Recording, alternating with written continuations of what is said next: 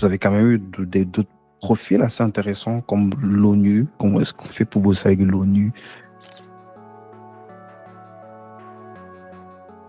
Donc, c'est une initiative de l'ONU qui s'appelait Mhm. Unit Life à l'époque. Unit Life était une agence de l'ONU. Ils avaient envie de faire une levée de fonds avec des NFT, mais c'était une vente aux enchères. C'était à l'époque, hein, c'était il y a peut-être 4 ans maintenant. Et ça, c'était pas notre client direct, on les a eus par le biais d'un partenariat. Le partenaire nous connaissait déjà très bien, donc il a décidé de travailler avec nous. On s'est occupé de développer la plateforme, plus les NFT, plus la partie mécanisme d'enchères. C'était un side project, on va dire, de Unit Life qui était assez marrant à faire. C'était pas, on va dire, j'ai pas contacté l'ONU directement pour. Ouais, ça, c'est une belle étiquette quand même. Bienvenue tout le monde, bienvenue sur Débrouillard, le podcast où on continue de décortiquer l'entrepreneuriat sous toutes ses coutures. Ici, on parle de business, de stratégie, d'état d'esprit. Surtout, on vous donne des clés actionnables pour scaler vos projets. Il a lancé sa première agence tech à 20 ans. Il a failli perdre un gros client pour une erreur de recrutement. Il a pivoté vers le Web 3 avant tout le monde. Et aujourd'hui, il vit à Dubaï où il construit un écosystème Web 3 mondial. Mon invité du jour, Marwan Lahiri, entrepreneur, stratège, fondateur d'Avicen Studio et bâtisseur d'Alliance. Si vous pensez que l'IA, le Web 3 ou Dubaï sont des buzzwords, vous allez déchanter. Aujourd'hui, on décortique le vrai jeu qui se joue dans l'ombre des agences et des builders. Bienvenue sur Débrouillard. Je suis super content de te recevoir aujourd'hui, Marwan. Tu vas bien? Avec plaisir, merci beaucoup Guy. Ouais, je vais très bien et toi? Ça va, super. Il y a des choses qui manquent dans ta présentation. Comment est-ce que toi, tu te présentes pour des personnes qui te découvrent pour la première fois? Ouais, bah écoute, moi c'est Marwan, je suis cofondateur de 2 agences aujourd'hui. La première, Avicen, que tu as décrit, qui est une agence de développement spécialisée dans les sujets Web3, que j'ai monté avec mon associé Adam depuis 5 ans maintenant. On est aujourd'hui entre Paris et Dubaï, donc on a des bureaux à Paris et des bureaux à Dubaï. Et Avros, qui est une agence d'automatisation de process, Start Automations, implémentation d'agents IA aussi, qu'on a monté maintenant depuis quelques mois, un sujet qu'on développe depuis 1 an maintenant. Donc voilà, donc ouais, entre Paris et Dubaï, comme tu as dit, et évoluant dans la tech. Super. Toi, tu viens plus d'un parcours tech et finance à la base. Qu'est-ce qui t'a poussé à lancer ta première agence? Peut-être qu'on peut revenir un peu. C'est quoi ton background pour être beaucoup plus précis? Ouais, bah moi j'ai fait un parcours d'ingénieur assez classique en France, mon associé aussi. Donc j'ai un diplôme d'ingé en informatique et finance de marché. J'ai jamais vraiment exercé dans ce milieu-là. J'étais passionné de technologie et la finance m'intéressait beaucoup. Et la blockchain et les cryptos sont un peu un bon mélange des deux, parce qu'on retrouve beaucoup de finance dans la blockchain, dans le Web3 en général, et de la tech tout simplement. Donc j'avais un gros désir d'entreprendre, mon associé aussi du coup. Et quand on s'est lancé en entrepreneur, on a fait plein de choses différentes, jusqu'à lancer Avicen. J'ai jamais eu l'occasion de faire autre chose en vérité, puisque on a lancé ça à la fin de nos études, donc pile à la fin, et on a fait que ça depuis. Donc c'est rapidement devenu une agence Web3 où on accompagnait des boîtes. Donc franchement, pas trop de parcours dans la finance pure classique pour moi. Je me suis rendu compte que c'est pas un truc qui m'intéressait énormément. Et enfin, ça m'intéressait, mais Tu parles de la finance traditionnelle? ouais, la finance Ouais. traditionnelle, exactement.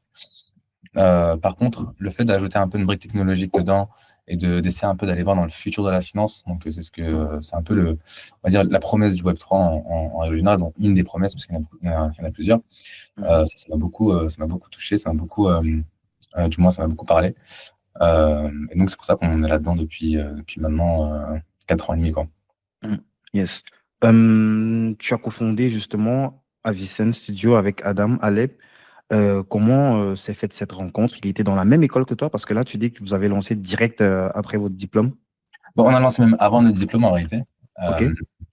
Donc ouais, on s'est rencontrés en école d'ingé, en première année d'école d'ingé. C'est une des premières personnes que j'ai rencontrées aux inscriptions. Et ça s'est fait très naturellement. On avait pas mal de points communs, une ambition un peu similaire. Et pendant toute la durée de la scolarité, on a lancé pas mal de choses ensemble. On a fait un peu un peu d'e-commerce, on a fait pas mal de développement d'applications, on a fait de l'entrepreneuriat de plusieurs formes différentes jusqu'à tomber sur le modèle agence qu'on a découvert un peu par hasard, en vérité. C'était pas notre objectif de base. Et finalement, ça nous a plu et puis on a décidé de se mettre à fond là-dedans et de devenir vraiment, de pousser le modèle agence jusqu'au bout et d'en faire quelque chose de grand. Et donc, c'est ce qu'on fait.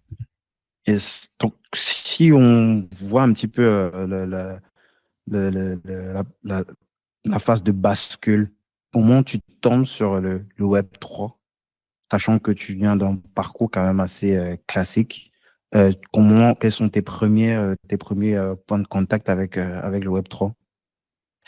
Euh, un peu comme tout le monde, je dirais, la crypto est un sujet qui a intéressé beaucoup de gens à l'époque. Donc, on s'intéresse un peu à ça, on achète, on vend des cryptos. On se dit, bon, qu'est-ce que c'est que ce monde-là? Mhm. Puis finalement, euh, il n'y avait aucun parcours qui menait au Web3, en vérité, à l'époque. Donc, on était en fin 2019, 2020. Il n'y avait aucun parcours académique qui menait vers le Web3. Donc, c'était uniquement, on va dire, de la découverte en autodidacte, plus de l'intérêt pour la technologie et un désir de construire des choses. Donc, nous, on avait une agence à l'époque. Donc, Avicenne Studio était à l'origine une agence qui développait des plateformes pour des startups, donc comme ce qu'on fait aujourd'hui, mais pour des startups classiques dans le Web 2. On a fait des rencontres, comme tout dans la vie, ça s'est fait par le biais de rencontres. On a rencontré des gens qui travaillaient dans le Web3, qui bâtissaient des projets avec de la crypto, avec de la blockchain, dont une boîte qui s'appelait Retrieve à l'époque, qui faisait un projet de application de paiement avec la blockchain. Et donc, on a rencontré le fondateur, on a commencé à sympathiser et travailler ensemble. Et de cette voie-là, on a commencé à intégrer l'écosystème Web3 à Paris à la base. Étant un petit écosystème, on a rencontré beaucoup de gens très rapidement. On s'est fait un nom assez rapidement dans l'écosystème français, parce qu'au final, tout le monde se connaissait et les recommandations allaient assez vite. C'est aussi par désir personnel, parce qu'on avait aussi un projet perso en lien avec la blockchain. Donc la rencontre s'est faite par ce biais-là à l'origine. Et donc voilà, après de fil en aiguille, par le biais de plusieurs rencontres à la chaîne, on a commencé à intégrer cet écosystème et à proposer nos services à l'écosystème Web3 français à l'époque. Et donc voilà, ça s'est fait comme ça. Comment vous peaufinez ça? Est-ce qu'au début, c'est clair sur le type de prestations que vous proposez, ou alors c'est quelque chose que vous avez drafté au fur et à mesure? En fait, c'était quoi les gros défis dans les premiers mois, en tout cas la transition entre les services que vous proposez en Web 2 versus Web 3? Bonne question. Honnêtement, il n'y a pas eu de grande différence. On avait déjà quand même assez bien drafté nos offres dans le Web 2 à l'origine. Donc, on a fait un peu l'équivalent dans le Web 3. Maintenant, les seules différences, c'était dans la flexibilité de ce qu'on pouvait proposer. Et ça, c'était un gros apprentissage dans le Web 3 à l'origine. Typiquement, on travaille avec beaucoup de startups qui étaient assez early stage à l'époque. Donc, il fallait être très créatif sur la manière de vendre les services. À l'origine, on proposait un chiffrage par projet. On s'est vite rendu compte que c'était un peu se tirer une balle dans le pied, parce que souvent les projets changeaient énormément, les specs n'étaient pas les mêmes du début à la fin, et on n'avait pas la flexibilité de donner au fondateur le droit de changer d'avis. Ou bien, s'il changeait d'avis, c'était problématique pour nous, parce qu'on avait chiffré quelque chose qui au final s'avère être plus vrai, et il fallait complètement refaire. En plus, voilà, on était très perdants sur le sujet. Donc, ce qu'on a fait, on a drafté une nouvelle offre qui n'était pas que pour les projets Web3, finalement, mais qui s'avérait ultra pertinente pour eux. C'était d'offrir de la flexibilité maximale, donc un chiffrage au temps passé. Donc, c'est très classique dans le service. Mm. C'est le modèle qu'ont les ESN, mais la différence ici, c'est que nous, on apporte une expertise, plus du conseil, plus tout ce qui va avec, plus notre réseau. Et le Web3, c'est un monde qui est assez communautaire, donc on ne peut pas arriver en offrant juste un service avec du simple développement classique. Ça peut se trouver assez facilement. Maintenant, ce qu'il faut offrir, c'est de la vision, il faut offrir une qualité de service plus grande et surtout, on va dire, plus d'accompagnement. Nous, avec tout ce qu'on voit dans l'écosystème, toutes les boîtes qu'on accompagne, on arrive aujourd'hui à avoir une vision un peu plus large que certains fondateurs sur ce qui se passe dans le milieu, et donc les conseils sur ce qu'on a vu à droite à gauche, et pas juste leur offrir du service de développement. Donc, c'est un peu ce qui paye en travaillant avec nous. Les Donc, cookies, ça compte? Pas du tout. Ouais, exactement. J'allais y venir. Justement, dans le 3, c'est assez. Quand je parlais de flexibilité, il n'y a pas que l'equity dans le 3, il y a aussi la partie crypto. Euh, Ce qui fait qu'on voit beaucoup de boîtes qui se finançaient, en tout cas à l'époque, en crypto avec des SEO. Ça n'existe plus trop maintenant aujourd'hui, mais il y a toujours beaucoup de boîtes qui se financent par le biais de la crypto qu'ils créent. Et dans la crypto que lance l'entreprise, il y a souvent une part qui est dédiée à la team. Et donc, nous, en arrivant en tant que prestataire, C'est automatique ou alors en général? c'est très souvent le cas en tout cas. Mm.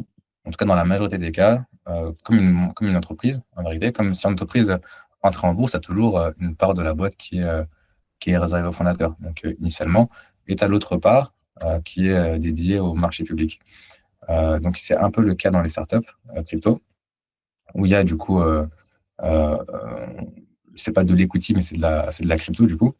Une part qui est dédiée aux fondateurs, une part qui est dédiée pour le marketing, une part qui est dédiée pour les marchés lorsque la crypto sera listée. Et donc, nous, quand on arrive à travailler avec ces boîtes-là, souvent, ils ont une offre pour les prestats avec qui ils travaillent, comme si on était des salariés de la boîte, avec un plan de crypto à donner aux personnes qui travaillent avec. Donc voilà, fallait être assez créatif. Souvent, tu avais des boîtes qui nous demandaient voilà, de réduire la facturation avec de l'equity en échange. D'autres qui proposaient equity plus token, d'autres qui proposaient la facturation plus token avec une réduction des coûts, ou bien même réduction de la facture, décalage après la levée des fonds. Donc on paye une partie maintenant, une partie après la levée, plus une part en token. Il fallait être très créatif en fonction des boîtes avec qui on travaille, quoi. Flexible surtout. Ouais. Exact. C'est super intéressant. Et quelle était la stratégie justement pour signer ces premiers clients-là? Est-ce ils n'avaient pas tendance plutôt à aller voir des gens qui avaient déjà peut-être du bagage, de la bouteille, versus vous, même si vous aviez des profils techniques, vous n'aviez pas forcément, j'imagine au début, du track record, je sais pas, de la preuve sociale de ce que vous auriez déjà eu à exécuter par le passé? Disons que dans la mesure où on avait participé à un projet à l'époque, on avait déjà un peu un pied dans l'écosystème. Maintenant, pour signer d'autres projets, ce qu'on faisait, c'était on allait voir des boîtes qui étaient déjà en place, plus ou moins. On avait des partenariats avec eux. Donc souvent, c'est de la sous-traitance. Et après, quand on allait démarcher des boîtes, on avait déjà on va dire des références à montrer en disant qu'on a besoin en sous-traitance avec cette boîte-là, ou bien on se faisait présenter. Donc après, c'était beaucoup, beaucoup de bouche à oreille, le Web3. Ça l'est toujours aujourd'hui, mais à l'époque encore plus. Donc voilà, on allait voir des boîtes de l'écosystème qui étaient complémentaires à nous. On essayait d'avoir des partenariats avec eux. Ça pouvait être tout type de boîtes, hein. On a bossé en partenariat avec des avocats, avec des VC, avec d'autres agences aussi, beaucoup. Et vu que c'était un marché qui était en croissance, même les agences de dev à l'époque, qui étaient plus grosses que nous, avaient besoin de manœuvres supplémentaires. Et c'était très compliqué de trouver des gens qui avaient la connaissance du Web3 à l'époque, comparé à maintenant. Et donc, ce qu'ils faisaient, en général, lorsqu'une agence avait des besoins de développement, elle venait nous voir et nous, on les accompagnait, on les aidait en apportant de la ressource supplémentaire. Donc, au début, c'était beaucoup comme ça.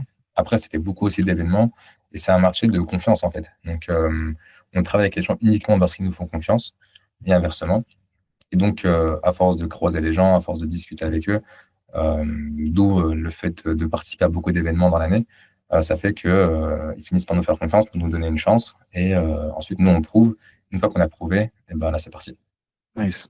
Vous êtes combien aujourd'hui au On sein de l'agence? Enfin, je parle d'Avicen Studio.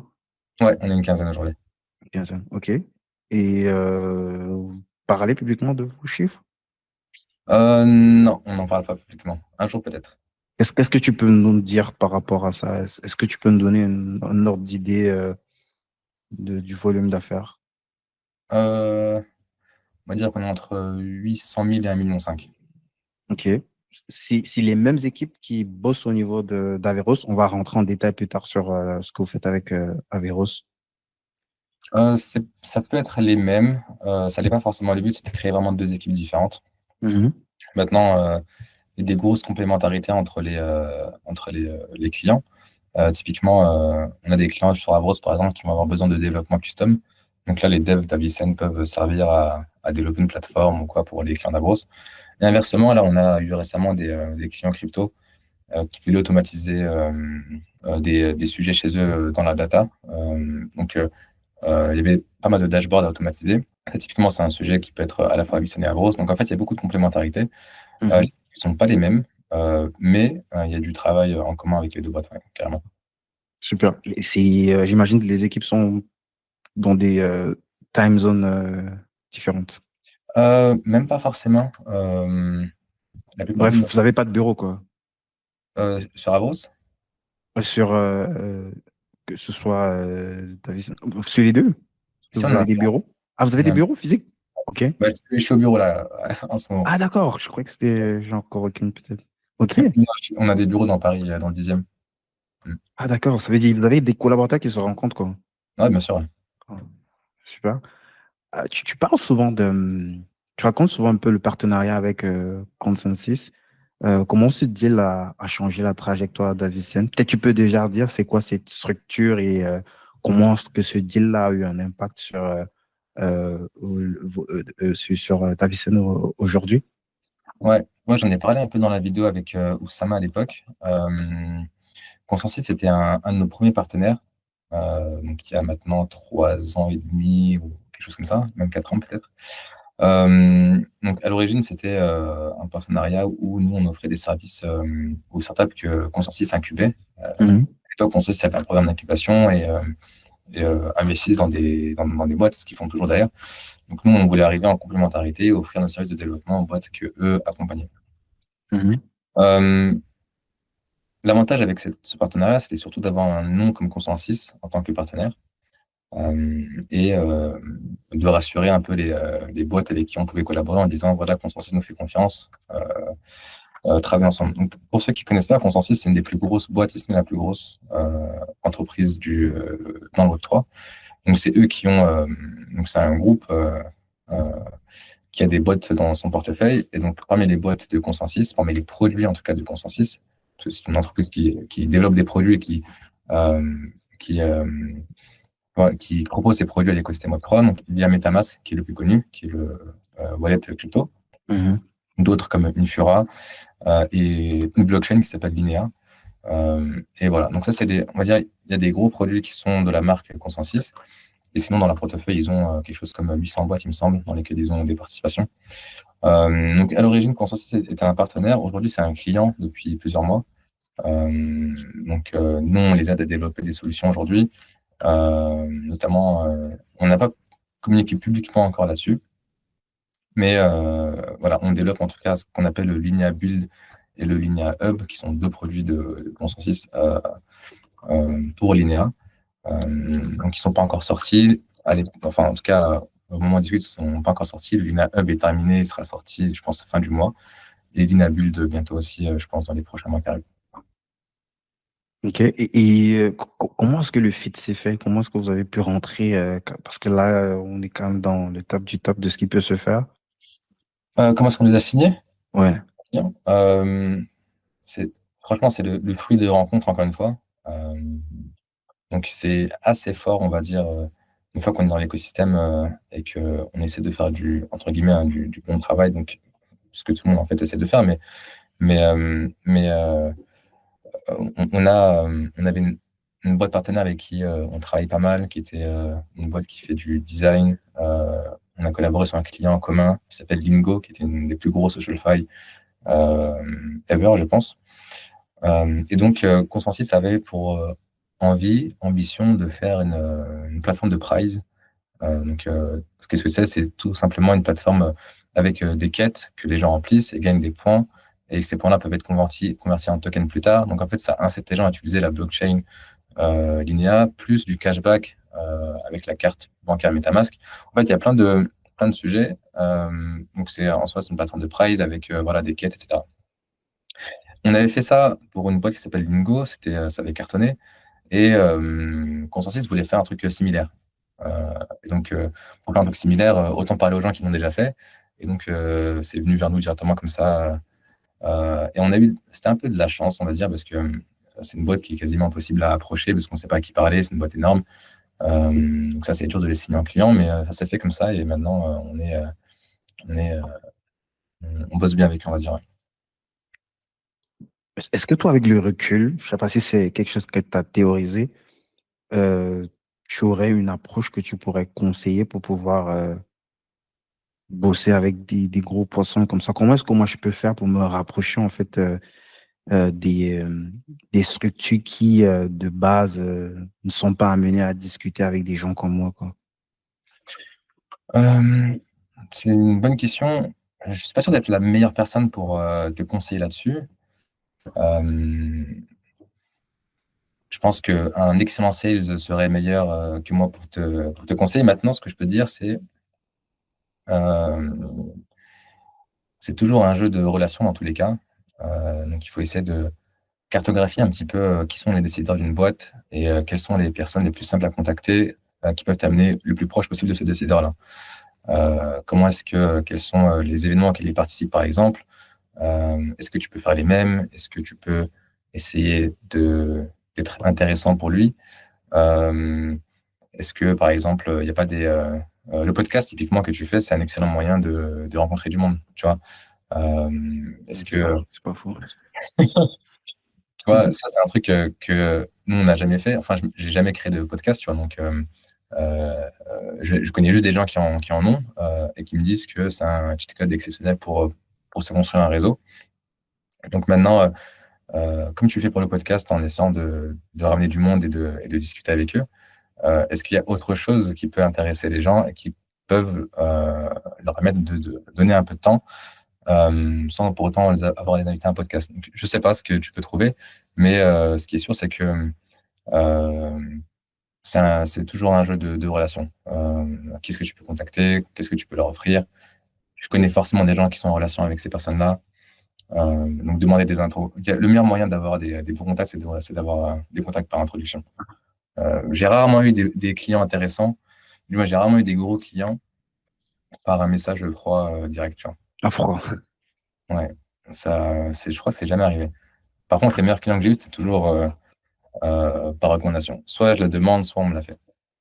Nice. Intéressant. Ouais, merci. Il y a des trucs quand même intéressants à creuser. J'avais pas encore théorisé le truc comme ça. C'est quand tu le dis là que je me rends compte que effectivement, via le podcast, il y a plein de trucs que j'ai pu faire, soit avec des invités qui m'ont mis en relation, soit avec des invités avec qui on a peut-être fait du business ou qui sont devenus clients. Donc, mais bon, je ne l'ai pas théorisé comme ça parce qu'à la base, quand j'invite quelqu'un, c'est vraiment parce que ça m'intéresse ce qu'il fait, son parcours. Et puis,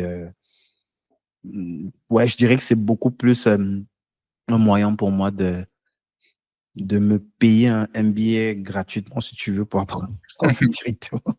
Tu vois, et puis, mais j'ai pas, enfin, c'est toi qui attires mon attention sur le fait que, ah ouais, peut-être on n'est pas loin de justement accoster des profils qui, de base, n'auraient jamais adressé la parole. Du moins, on ne fréquente pas les mêmes univers, quoi. Ouais, il y a un truc enfin, il y a plusieurs trucs qui sont bien, c'est les événements. Par contre, faut faire attention parce que on se perd souvent dans les events, dans la mesure où, ouais, je dis ça dans le sens où il y a plein d'entrepreneurs qui croient travailler vraiment quand ils font des events, mais finalement, quand tu regardes à la fin, il se passe pas grand-chose. Par contre, les petits événements sont ultra intéressants et ça peut être même petit au point où c'est un dîner est un bon moment de créer de la relation business. Et ça peut être un dîner que tu organises, par exemple. Tu vois, typiquement, tu as des gens que tu veux target, que tu veux signer un client. Et bah, tu peux. Nous, on l'a fait quelques fois. On organise des dîners avec des prospects, des clients, des partenaires. Et donc, pas plus de 15 personnes bien qualifiées. Et là, tu crées des opportunités spectaculaires. Et un truc intéressant, c'est de créer, enfin, quand tu fais ces dîners-là, ou événements, peu importe, hein, ça peut être un brunch ou quoi que ce soit, Mhm. euh, peu importe la forme que ça prend, il faut que dans les gens que tu invites, il y ait des synergies entre eux et que ce soit pas que pour toi.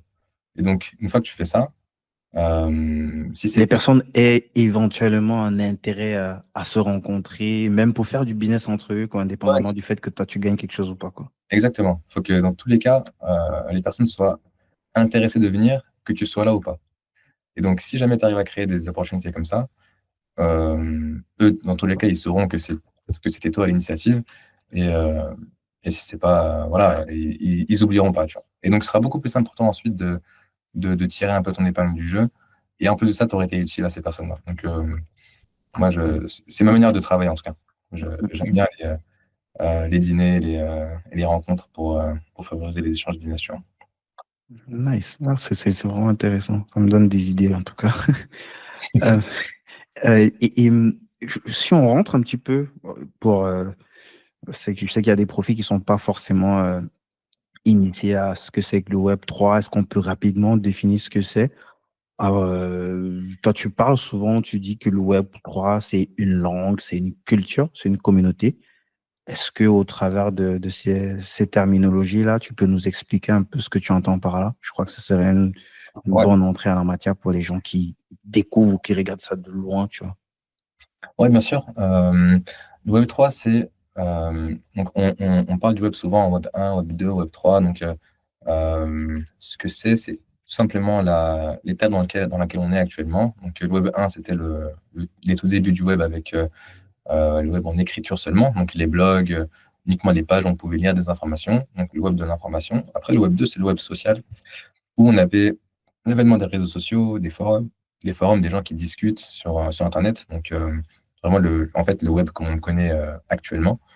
Et le Web 3, on va dire, c'est une branche du Web 2, dans laquelle, il y a de la propriété, digitale.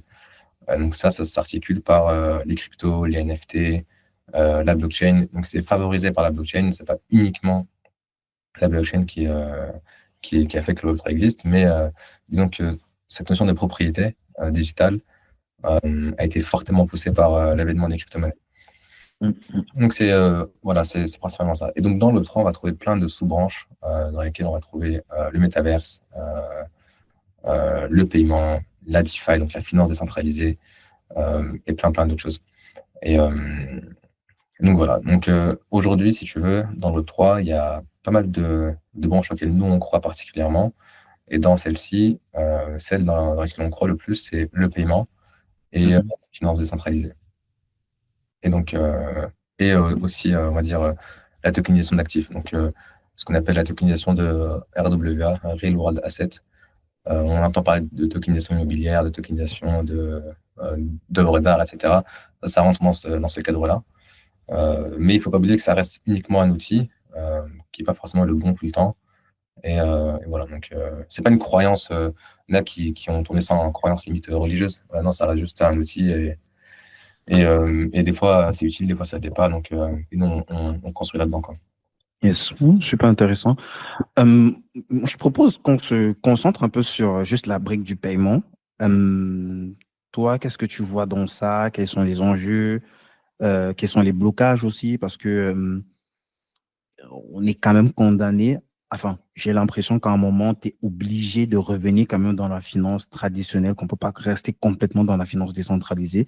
C'est-à-dire, même Mmh. si tu réussis à récolter en tant que euh, entreprise, en tant que structure qui facture ses prestations, ses clients en crypto, à un moment donné, pour certains produits, tu es obligé de payer avec de la monnaie fiduciaire. Et Mmh. forcément, il y aura des considérations fiscales, oui. Et je sais pas, qu'est-ce que tu penses de tout ça? Comment est-ce que tu vois les choses évoluer? Est-ce que tu penses qu'à un moment, on va rester exclusivement fermé dans ce truc-là où il faudra filer deux Hem, le sujet du paiement avec la partie crypto, il y a des sujets qui sont, enfin, il y a des moments où c'est extrêmement utile et d'autres où ça l'est un peu moins. Hem, Étant en Europe, typiquement, on n'a pas trop on se rend pas exactement compte à quel point ça peut être utile, et les cas d'usage qui sont, inhérents à ces technologies-là. Je vais donner quelques exemples. Heu, pour les paiements transfrontaliers, par exemple, entre, heu, un pays, d'Europe, typiquement la France, un autre pays à l'autre bout du monde, la Chine, un pays d'Afrique, les États-Unis, et cetera, ou l'Amérique latine. C'est extrêmement long, c'est compliqué, on se rend vite compte que l'argent ne nous appartient pas vraiment Donc là, utiliser de la crypto pour un paiement comme ça règle pas mal de sujets. Déjà, c'est instantané et tu as juste besoin d'une connexion Internet. Et en plus de ça, tu peux envoyer de l'argent n'importe où dans le monde. Nous, en Europe, on le voit pas trop.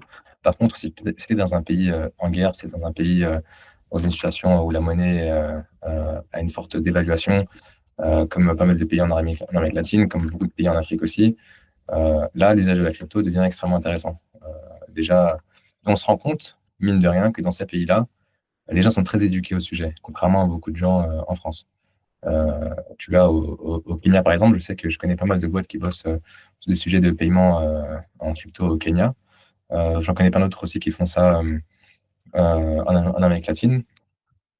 Et bah, les gens sont conscients de l'usage. Et donc, envoyer un paiement d'un pays à l'autre devient beaucoup plus simple.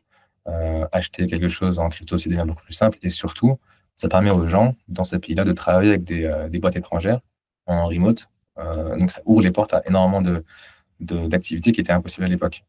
Je connais par exemple des freelances en Amérique latine qui se font payer en crypto parce que ils auraient été incapables de recevoir l'argent d'une manière différente. Donc voilà, ça ouvre des portes à beaucoup de choses. On ne sait pas encore, on va dire, comme tu dis, il y a forcément besoin un jour de revenir à de l'argent fiduciaire pour réguler les achats du quotidien. Mais ça ouvre quand même des portes qui n'étaient pas possibles avant, quoi. Yes. Ouais, ce que tu dis est ultra pertinent. Quand je regarde, par exemple, aussi le Nigeria, moi je viens du Cameroun et nous on y voit ça avec le Nigeria. Ils ont un marché crypto qui est ultra développé, ultra. Je dis, c'est au point où tu arrives dans des marchés, tu vois, des marchés un peu informels là, avec des mamans et tout ça, mais elles savent comment est-ce qu'elles peuvent faire des transactions en crypto, quoi. Donc, il y a à un moment pour des besoins de Bitcoin, en tout cas à l'époque, quand je bossais avec une partenaire, ben, on se fournissait en Bitcoin au Nigeria, en fait, parce qu'ils avaient beaucoup plus d'épargne, parce qu'ils épargnent leur argent en crypto, parce que vu que là, le Naira perdait beaucoup en valeur, ils préféraient épargner en crypto, en Bitcoin, et ce qui fait que dans la sous-région, c'était compliqué de se fournir en Bitcoin, vu que pour acheter à l'extérieur, il faut que tu aies une fiduciaire comme le dollar ou l'euro qui n'est pas forcément accessible pour les gens qui sont en Afrique centrale. Mais par contre, au Nigeria, ils avaient des Bitcoins que tu pouvais acheter avec ta monnaie fiduciaire du franc CFA. Donc, ça circulait facilement là-bas. Ça restait forcément informel. Donc, c'est plus facile de se faire arnaquer si tu ne passes pas par une plateforme un petit peu comme ce qu'on peut avoir en Occident. Mais la difficulté, ça reste quand même, quand tu es en Occident, le fait que dès lors que tu veux passer dans la monnaie fiduciaire, tu es obligé d'utiliser un processeur qui va te demander un KYC. Je ne suis pas contre, mais qui, via ce KYC, va te mettre, par exemple, des plafonds où tu ne peux pas retirer de telle somme à telle somme. Et puis, je me demande si au bout d'un moment, est-ce que tu ne peux pas te retrouver avec une grosse fortune qui est bloquée en crypto, quoi. Ouais. Moi, après, il y a toujours des solutions d'aller récupérer l'argent dans un pays étranger. Et Euh, tous, ils utilisent ce type de plateforme. Enfin, je n'ai pas l'expertise, c'est du peu que je connais. La plupart de ces plateformes-là, elles sont régies et elles obligent, je pense, à chaque fois de faire des KYC, si je ne ouais, m'abuse. bien sûr, ouais. C'est Ouais, vrai qu'il y a des structures de change. Je sais qu'à Dubaï, il y a des structures où, sans faire du KYC, tu peux instantanément faire la transaction et on te donne peut-être l'argent en cash. Mais en général, pour les plateformes en ligne, je crois que tu es obligé de passer par des ouais, bien sûr. plateformes. Ouais, toujours. Toujours, toujours. Ouais, c'est obligatoire. De toute façon, après, c'est normal, il y a des procédures réglementaires de AML, CBFT, etc. Donc, anti-blanchiment d'argent. Euh, Mhm. et donc, les plateformes sont obligées de récupérer les informations d'identité des gens qui sont sur leur plateforme. Mais normalement, ça pose jamais, vraiment, parce que nous, on n'a jamais de problème à ce niveau-là. Donc, mais je sais que des fois, ça peut être compliqué. Yes. Donc, une fois qu'on a défini tout ça, j'aimerais savoir pour boucler un petit peu sur Avicenne, vu que vos prestats, vous avez beaucoup évolué avec le temps, ça fait presque 5 ans. Qu'est-ce que vous proposez exactement aujourd'hui avec Avicenne? C'est quoi votre proposition de valeur, votre offre à 360 degrés, comme tu aimes souvent bien le dire, quoi, pour vos clients? Ouais, alors nous, notre expertise, elle est majoritairement et uniquement dans la tech. Notre offre de service, c'est on développe des produits pour des boîtes Web3. Donc ça, il y a toute la chaîne de valeur qui est prise en compte là-dedans, de la spécification. Donc on aide les boîtes à spécifier le produit qu'elles ont envie de créer. Ça peut être des grosses boîtes comme des petites, il y a toujours un besoin de spécification, donc on les accompagne là-dedans en leur disant ce qui est possible, ce qui n'est pas possible, ce qui prend plus de temps. On les aide à mettre en place une roadmap technique, donc une roadmap de développement. Mhm. Et ensuite, il vient la phase de développement, où nous, on va accompagner sur le développement du produit qu'ils avaient en tête. Donc, dans le développement, il y a tout qui est pris en compte, hein. Il y a le front, le back, l'infrastructure, la partie blockchain aussi, donc développement de smart contracts. Euh, donc voilà, c'est un service qui est assez complet, mais qui est centré sur la partie technique. Donc on fait pas de marketing, on fait pas de market making, on fait un peu de design, mais c'est pas notre expertise première. Donc on propose pas un service Ça reste distinct. c'est vraiment technique, hein. Ouais, c'est ça. Donc on travaille avec plusieurs partenaires différents, mais nous notre maîtrise, c'est vraiment la partie tech. Mhm. Et je sais que vous avez quand même eu d'autres profils assez intéressants comme l'ONU. Donc, là, ça m'a surpris comment est-ce qu'on fait pour bosser avec l'ONU. Je crois GIFPAC aussi. Ouais. Donc, Euh, L'ONU, c'était une initiative de l'ONU qui s'appelait mhm, Unit Life à l'époque. Je crois que ça existe. mhm, Ouais, je crois que ça existe. Donc Unit Life était une agence de l'ONU et donc ils avaient envie de faire euh, comment ça s'appelle?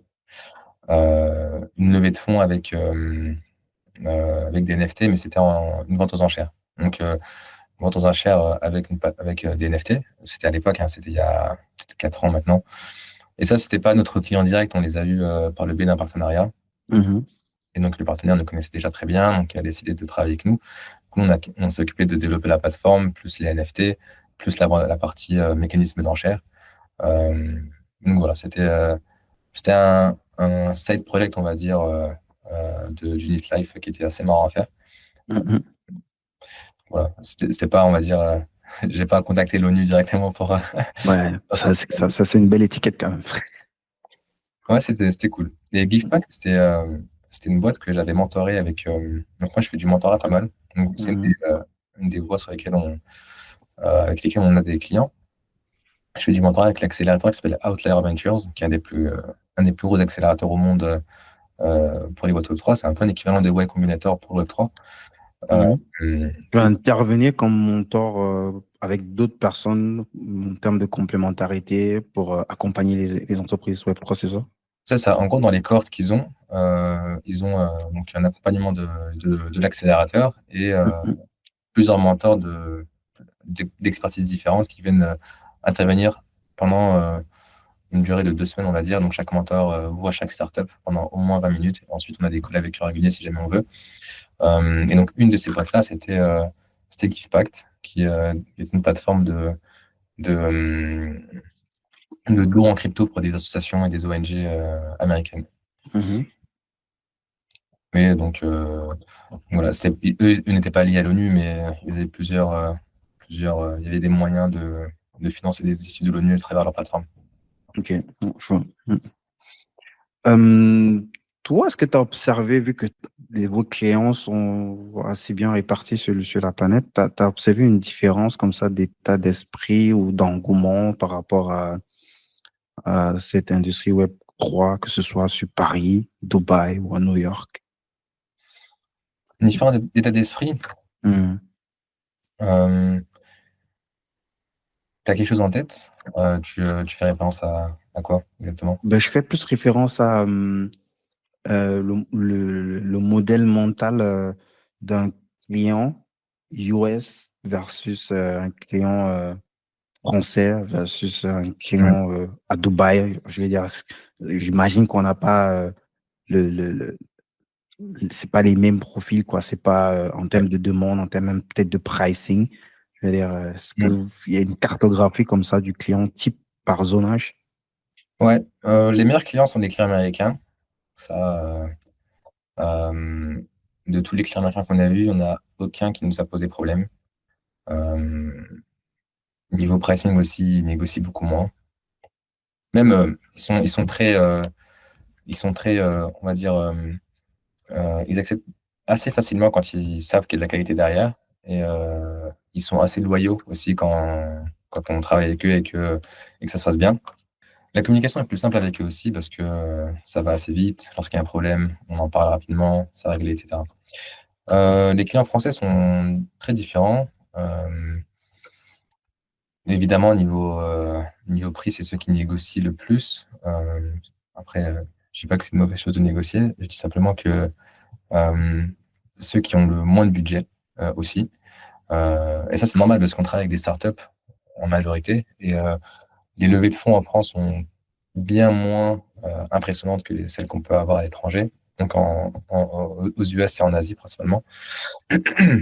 C'est différent aussi au niveau de l'approche. En France, il y a un truc qui est assez unique en France, j'ai l'impression. J'ai l'impression que c'est le seul pays où les clients signent sans être sûrs d'avoir l'argent et de pouvoir financer le projet. Alors qu'aux États-Unis, quand tu vas signer un client, il sait qu'il pourra financer jusqu'au bout. En France, les gens sont assez, comment dire, ils peuvent signer un contrat et ne pas être sûr à 100% de pouvoir payer jusqu'au bout. Ça, c'est arrivé quelques fois et c'est assez chiant. Genre, il est conscient, mais quelque part, il Ouais, mais des fois, c'est coupe, pas je veux dire, il est en mode, au pire, qu'est-ce que tu vas faire, quoi. des fois, c'est pas malhonnête. Même, je pense que souvent, ça ne l'est pas. C'est juste, ils sous-estiment la difficulté que c'est de à la fois lever des fonds et à la fois, ils sous-estiment aussi l'ampleur de ce qu'ils veulent faire. Donc, des fois, ils vont signer, puis et ils sont pas en capacité de financer jusqu'au bout. C'est assez rare quand même, mais c'est arrivé qu'avec des clients français, donc je ne sais pas si c'est le cas pour tout le monde ou si c'est inhérent en Web3. Avec Avros, c'est très différent quand on parle avec des clients sur Avros. On parle qu'avec des boîtes du coup qui sont autofinancées, enfin pas autofinancées, mais qui sont rentables en tout cas. Et donc, les discussions sont... Fonctionne forcément, le problème que vous résolvez, c'est pour des structures qui fonctionnent. En tout cas, de ce que je sais, là, je parle en tant que j'ai eu une discussion avec ton associé, on pourra revenir dessus, qui va potentiellement nous accompagner là-dessus. Les problématiques de processing, d'exécution, de SOP dans des structures, c'est des problèmes qui arrivent lorsqu'on a déjà validé en fait un POC. Mm. On a une machine qui tourne déjà et on fait face à ce que moi j'appelle, je décris ça, les problèmes de luxe, les frictions. Que lorsque tu as ce genre de friction, ça veut dire que tu as un truc qui fonctionne et qui demande à être affiné avec des personnes qui réussissent suffisamment à pouvoir processiser, automatiser, en tout cas mettre un petit peu de l'algorithmie, en fait, si on revient sur comment est-ce que vous définissez le processing d'entreprise. Donc, forcément, même s'ils sont pas cash flow positifs, il y a déjà du chiffre d'affaires qui rentre, donc ils sont en capacité d'éventuellement payer une prestation. Mm. Et puis, forcément, ça va être difficile que quelqu'un arrive à ce stade, en tout cas, que quelqu'un ait ce type de problème sans avoir commencé à encaisser du cash, quoi. Je pense, hein, je sais pas, c'est vous qui rencontrez les Ouais, clients, mais c'est exactement. ce que je ressens, quoi. Exactement. Là où avec le Web3, c'est un peu différent parce que beaucoup de boîtes avec qui on parle sont des boîtes qui sont en process de levée de fonds ou qui ont déjà levé des fonds. Donc, c'est une manière de dépenser qui est différente entre les deux. Et c'est une manière d'aborder le problème aussi qui est différente. Aujourd'hui, je me parlais des différentes zones géographiques. La France, c'est un peu mort, on va dire, le Web3 en France. Il y a quelques gros projets qu'on a accompagnés. Un des derniers, c'était Usual, qui est un projet de stablecoin, qui est un des plus gros projets stablecoin aujourd'hui dans le monde. Ils avaient atteint la 7e place récemment, Wow. avec plus de 2 milliards de fonds sous gestion. Aujourd'hui, ils sont descendus à un peu moins que ça. Mais ça reste une boîte énorme. Euh, Ça, c'est typiquement un excellent projet français. Maintenant, dans le Web3, souvent les teams sont très internationales. Donc, et ça, les Français l'ont compris aussi. Quand tu regardes, quand tu bosses avec une boîte dans le Web3, c'est souvent des fondateurs qui sont aux quatre coins du monde. C'est pas forcément le meilleur truc à faire, mais ça existe et ça marche très bien aussi. Tu as des teams qui sont dans les quatre coins du monde aussi. Tu as des devs à droite, à gauche. Tu as les fondateurs qui sont d'origine et de pays différents. Et ça, j'ai l'impression que le Web3, c'est assez répandu comme mode de fonctionnement. En Asie, on a bossé avec quelques boîtes asiatiques. Un peu comme les Américains, ça va très vite. C'est très, voilà, on va à l'essentiel directement. Euh, et c'était par recommandation, donc ça allait assez vite aussi. À Dubaï, c'est un peu différent. C'est très relationnel, à la confiance. Donc, il faut vraiment créer une vraie relation physique de confiance avec la personne avec qui on veut travailler pour pouvoir le signer un jour. C'est un peu plus lent, mais pareil, c'est très lié à la confiance. Euh, donc voilà, je pense, je pense que les plus similaires, c'est Asie et États-Unis, qui se ressemblent beaucoup. De mon expérience, après, je me trompe peut-être pour les autres marchés. Je parle uniquement du Web3. Si on reste sur Dubaï, vu que tu en as en parallèle, justement, c'est un sujet que je voulais avoir avec toi. Pourquoi est-ce que tu as déménagé à Dubaï? Je sais que certains ils vont rester juste sur la partie fiscalité, mais j'ai un gros doute que ce soit juste ça, quoi, parce que on a tendance à confondre, comme j'ai dit en début d'entrevue, Web3, crypto, Dubaï. On dirait que c'est des synonymes, on dirait que ça se superpose, quoi. Ouais. Dubaï, c'est une ville qui est assez chère, donc c'est peut-être pas le meilleur move à faire pour tout le monde. En tout cas, l'installation coûte assez cher. Donc, ce que tu gagnes en ne payant pas d'impôts, tu le perds dans d'autres choses. Mais pour le développement, je trouve que c'est un des meilleurs endroits. Donc, c'est bien. Pareil, la France, c'est très bien pour commencer. Dubaï, c'est très bien pour se développer.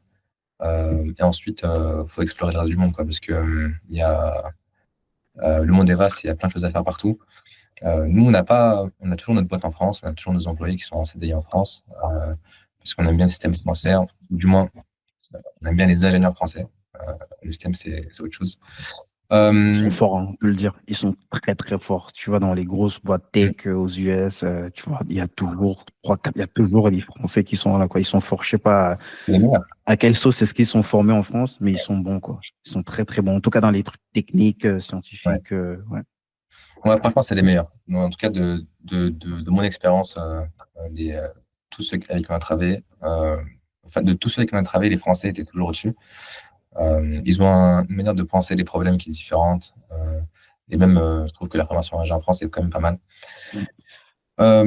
Et donc, pourquoi Dubaï? On avait un client à Dubaï, on faisait des allers-retours déjà à l'époque, pas mal d'événements qui se passaient là-bas avec le Future Blockchain Summit, le Dubai FinTech Summit aussi, donc plein de salons ultra intéressants. Et quand on y allait, à chaque fois, on se disait vraiment, le futur c'est ici, le monde se joue là.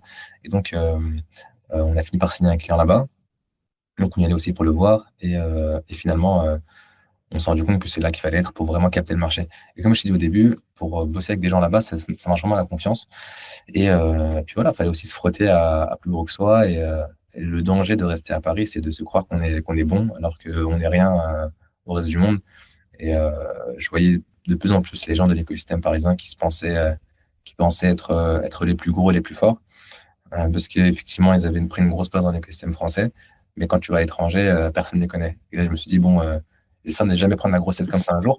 Je vais toujours trouver plus gros que moi. Et donc, Dubaï, c'était une bonne expérience pour ça, justement. Parce qu'on a été amené à travailler et à collaborer avec des gens qui sont plus gros que nous. On a fait des très belles rencontres.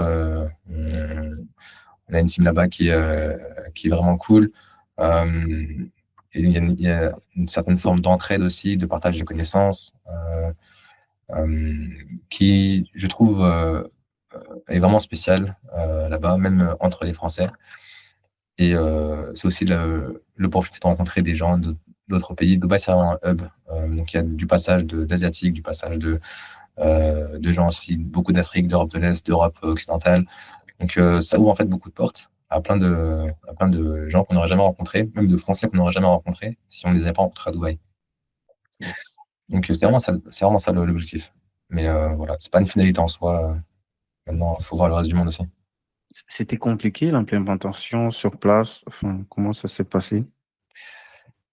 C'était pas compliqué. Nous, on connaissait des gens aussi déjà sur place, donc c'était assez simplifié. Euh, on a fait des bonnes Mhm. rencontres très rapidement, donc non, c'était pas compliqué. C'est un peu une jungle, Dubaï, pour le côté administratif, le côté bancaire aussi. Donc, il faut se faire Mhm. accompagner, hein. On n'a rien fait tout seul. Euh, donc, je n'aurais pas pris le risque de faire toutes les démarches tout seul. Mhm. Ouvrir une Tu t'es petite. fait accompagner? Ouais, on s'est fait accompagner, ouais. On peut le citer ou... Ouais, ouais, on a bossé avec Maj, MAJ. Ah, moi, je sais plus comment il s'appelle. Il a les tatous comme ça sur les bras. Ouais, Maxime Gauthier. Maxime, ok. Ok. Ouais. Ouais, Super. ouais, ils sont très Ça veut bons. dire il t'accompagne sur tout le process, que ce soit visa, la création d'entreprise, la fiscalité. Ouais, ils font aussi de la comptabilité. Mhm. Comptabilité, il y a pas mal de boîtes qui sont, enfin, quelques boîtes qui sont vraiment pas mal à Dubaï. Il y a une boîte qui s'appelle Daftime, qui sont Mhm. des Français qui sont implémentés là-bas. Ça, c'est vraiment excellent si jamais les gens veulent faire de la compta là-bas, enfin, veulent se faire accompagner niveau compta. Euh, Mhm. Nous, par contre, avec Maj, on a fait tout le reste. Donc, de la création de société au visa, quoi d'autre? Même la compta, on a commencé avec eux. Et ouais, en vrai, ils ont beaucoup aidé sur tous les sujets. Ils sont ultra réactifs aussi. Excellent. Euh, Si on essaye d'être concret, tu vois, qu'est-ce que Dubaï offre à un entrepreneur tech que Paris n'offre pas? Je veux dire, s'il y a des gens aujourd'hui qui se posent des questions, qui sont sur Paris, qui sont sur Berlin, qui sont sur Londres, avec leur projet tech, enfin, parlons plus de Paris parce que j'imagine que c'est ce que tu maîtrises le plus. Mm.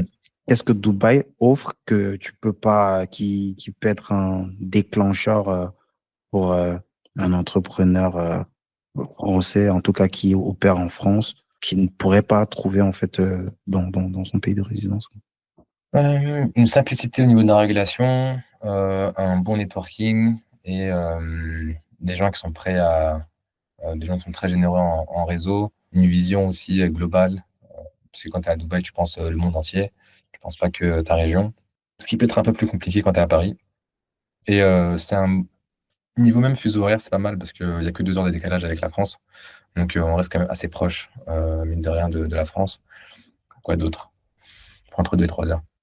Mhm. Mais honnêtement, si quelqu'un veut faire un projet deep tech, un projet dans la tech, je ne sais pas si je conseillerais Dubaï, je dirais plutôt aller aux États-Unis, quoi.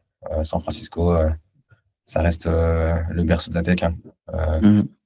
Il y a pas mieux que les États-Unis pour faire un projet tech, si quelqu'un a un projet de startup. Dubaï, pour un entrepreneur un peu early stage, qui débute, je pense pas que ce soit le meilleur move à faire, parce que on pense beaucoup fiscalité avantageuse, mais on oublie un peu les coûts d'installation qui peuvent être un peu mortels pour une boîte tech qui débute. Donc ouais, moi franchement, je conseillerais San Francisco à 100%, même si je l'ai jamais fait, je le ferai l'année prochaine. Et puis ouais, il y a pas que Dubaï en soi, il y a aussi l'Asie qui est intéressant. Faut commencer en fait, faut juste être ouvert au monde et essayer de faire un maximum de rencontres. Si Dubaï est intéressant, je conseille à tout le monde de venir au moins 2 semaines pour voir. Ça peut correspondre à beaucoup de gens, même pour des startupeurs qui sont dans la tech. Euh, Mhm. Ça vaut le coup de passer 2 semaines, 2, 3 semaines, voir un peu, analyser un peu l'endroit et voir si c'est intéressant pour eux, quoi. Yes. Mais ouais. On parle un peu de scaling, de recrutement, d'exécution. Je sais que c'est des problématiques sur lesquelles vous bossez beaucoup en ce moment, en interne et même pour des tierces au travers d'Averos. Tu as dit que le plus dur, c'est de garder un standard de qualité à 10-12 personnes. Mm. Pourquoi ce cap est critique? Parce que c'est à partir de là où on a des soucis de communication, où on peut se perdre dans les process. C'est aussi un moment où on perd le contrôle. C'est facile en fait de contrôler la qualité quand tu es 5 personnes, et d'être derrière chaque projet, d'être derrière chaque move des équipes. À partir de 10 personnes, c'est plus compliqué et donc il faut faire confiance et donner le droit à l'erreur aussi et essayer d'aller vite sans tout casser, quoi. Maintenant, c'est assez dur en vérité de garder un standard de qualité. Faut être OK avec le fait que ça peut baisser par moment. Mais voilà, faut essayer d'imposer un standard à l'équipe, et de le respecter soi-même aussi. Donc, ouais, je dirais le plus dur quand l'équipe grossit, c'est la perte de communication et la perte de contrôle. Yes. Si je reste un peu sur le fait de garder le standard, tu penses que même si c'est important, parfois c'est pas forcément la priorité. Parfois il faut accepter que ça se casse pour ce qu'il est. Comment est-ce que moi je pourrais justement calibrer ce que je vais mettre en avant, en tout cas ce que je vais plus prioriser. Tout est important, mais des fois, qu'est-ce que je peux accepter? Qu'est-ce que je peux avoir comme perte acceptable dans le but d'un gain? Je sais pas comment exprimer ça. Comment je peux illustrer ça? Je sais pas si tu vois ce que je veux dire. Ouais. J'accepte que je vais légèrement baisser mon standard, mais pour passer un cap que je passerai pas si j'accepte que ce standard baisse un petit peu, quoi. Ouais, il y a plein de moments où, la qualité peut baisser à certains endroits. Il faut avoir des, heu, des standards qui sont intransigeants sur certains sujets. Mais par exemple, si tu recrutes, des commerciaux, qui sont, pas spécialement bons en pitch de tes services, par exemple, heu, est-ce que tu seras derrière eux tout le temps? Est-ce que tu pitcheras la place tout le temps? Tu peux pas faire ça. Donc, faut les laisser pitcher au maximum, donc faire des erreurs au début, mal parler de ta boîte potentiellement, et ça, c'est dur à accepter pour un fondateur, mais c'est nécessaire pour que le commercial, progresse. Et donc après, il y a plein de manières de Là, tu veux dire c'est acceptable versus, par exemple, au niveau de la délivrabilité où tu vas pas te permettre qu'on foute du n'importe quoi sur du code, quoi. Ça, c'est non négociable, quoi. il y a des sujets qui sont trop risqués ou trop touchy pour qu'on risque la moindre chose là-dessus, hein. Typiquement, si on développe une solution avec, où il y a des transferts de crypto qui sont dans la solution, on ne peut pas se permettre d'avoir une faille où l'argent n'est pas récupérable, ou une faille de sécurité dans les smart contracts, etc. Ça, c'est pas possible. Donc, il y a des choses qui sont intransigeantes, mais d'autres où voilà, il y a une marge de manœuvre, une marge de progression. Bah, tout ce qui va être corrigé, c'est OK. Maintenant, Mhm. le reste, faut être intransigeant. Ah, complètement. Dans ton service, c'est quoi les sujets où tu penses à ça justement? Tu parles par rapport à notre structure. Ouais. Chez nous, ça va être plus l'éducation, puisqu'on est quand même sur un sujet assez délicat. On parle beaucoup de finances et on utilise des produits financiers, notamment des assurances vie. Ça reste un produit financier régulé où il y a forcément les autorités des marchés financiers derrière. C'est hyper important qu'on puisse éduquer les gens avant qu'ils ne commencent à utiliser le produit, quoi. Parce que juste le fait qu'ils n'aient pas très bien compris. Peut-être faut que je te donne un peu le contexte pour que Mmh. ça, en fait, notre structure, Bomengo, ça s'appelle. Donc, ça va être une plateforme éducative innovante qui enseigne aux professionnels et aux particuliers comment devenir leur propre banquier grâce à l'Infinite Banking Concept, quoi. C'est une stratégie, en fait, qui a été vulgarisée par Nelson Nash aux États-Unis dans son bouquin. Je l'ai ici à côté. Becoming Your Own Banker. Donc, comment devenir son propre banquier, quoi. OK. Cette stratégie, en fait, va utiliser des produits d'assurance vie comme outil pour que les gens puissent reprendre le contrôle, en fait, sur leur argent et qu'ils puissent justement être auto-résistants aux trois facteurs, aux trois piliers sur lesquels ils vont le plus perdre d'argent dans leur vie, que ce soit l'inflation, les intérêts et les impôts. Donc, nous, on va proposer des outils concrets et un accompagnement personnalisé pour bâtir une autonomie financière durable, radicale et transmissible. Et notre mission, donc, ça va être de démocratiser cette éducation financière en francophonie, puisque on s'adresse essentiellement aux francophones en Amérique du Nord, parce que personne ne le faisait avant nous. Il y avait du contenu dessus, mais que en anglais. Donc, le but, donc, ça va être que chacun puisse reprendre pleinement le contrôle de son argent sans dépendre exclusivement des institutions financières traditionnelles. Et ce qui fait que nous, on a des valeurs qui sont clés, comme cette éducation chirurgicale, une ambition assumée. On n'a pas peur de dire aux gens que on veut gagner beaucoup d'argent et c'est OK et c'est bien. Euh, de l'innovation continue, bien évidemment, de la transparence radicale. Donc, on ne va pas être dans du marketing agressif où on veut juste que les gens ils prennent notre produit. Non, c'est important en fait qu'ils puissent comprendre qu'ils vont prendre ce produit parce que c'est important pour eux. Donc, une intégrité inconditionnelle et du respect profond. Donc, un des points sur lesquels on peut être mauvais en marketing, mais pour nous, il, il est inconcevable qu'au niveau de l'éducation, de la transmission, de l'accompagnement, qu'il y ait une fuite, quoi. Ouais. C'est mieux qu'on ait moins de clients, qu'on gagne un peu moins, mais que à ce niveau, qu'on soit irréprochable. On ne peut pas vendre ça comme des petits pains, quoi, tu vois. Il faut que chaque personne, parce que dès lors, quelqu'un qui signe avec nous, c'est un mariage. On est lié au moins pour les 40, 50 prochaines années, quoi. Donc, Ok. ça va être ça le plus important pour nous. C'est un peu brouillon, je sais, mais pour nous, ça va être hyper, hyper important, la partie éducation. Il y a des parties qui peuvent peut-être s'automatiser, d'autres pas, mais il est inconcevable pour nous d'onboarder quelqu'un sans la brique éducation. Maintenant, ça peut être Ok. pourri sur le marketing, ça peut être pourri sur... Attends, pourri, j'exagère, mais on peut se permettre de ne pas être très bon sur le marketing, mais quelqu'un qui rentre, on doit bien délivrer, on doit l'éduquer, on Mm. doit l'accompagner, on ne doit pas être dans la manipulation juste pour vendre un produit financier. Même si on vend un produit financier, il faut que les personnes comprennent que ce produit financier est au service de leurs intérêts financiers, quoi. C'est un petit peu ça pour nous, quoi. Ok, je comprends. Si tu veux, chez nous, l'éducation, c'est un peu comme le code chez toi. Mm. Ok, ouais, bah, en vrai, t'as bien cerné le truc, je trouve, hein. Mm. T'as la partie qui est, t'as l'intransigeance sur la qualité du produit. Après, le reste, ça vient par itération, quoi. Ça s'améliore au fur et à mesure. Complètement. Donc, comment est-ce que toi, tu recrutes aujourd'hui? Vous continuez de recruter, puisque je pense que c'est la phase sur laquelle vous commencez à avoir des problèmes de luxe. Euh, le recrutement aujourd'hui, on n'a pas un excellent process, je trouve, mais on l'améliore de plus en plus. Là où nous, on est moins bon aujourd'hui, c'est sur la récupération de leads. Donc, avoir des gens qui postulent régulièrement et surtout avoir un, un process de recrutement en continu. Nous, c'est beaucoup par phase. Et aujourd'hui, on fonctionne quasiment que au bouche à oreille, que à la recommandation. Donc, un peu comme pour la partie client. Ça marche très bien. Je trouve que c'est la meilleure manière de recruter, c'est par recommandation. En Mhm. tout cas, de ce qu'on a expérimenté jusqu'à maintenant, même si on a eu des bons recrutements avec des gens qu'on ne connaissait pas du tout.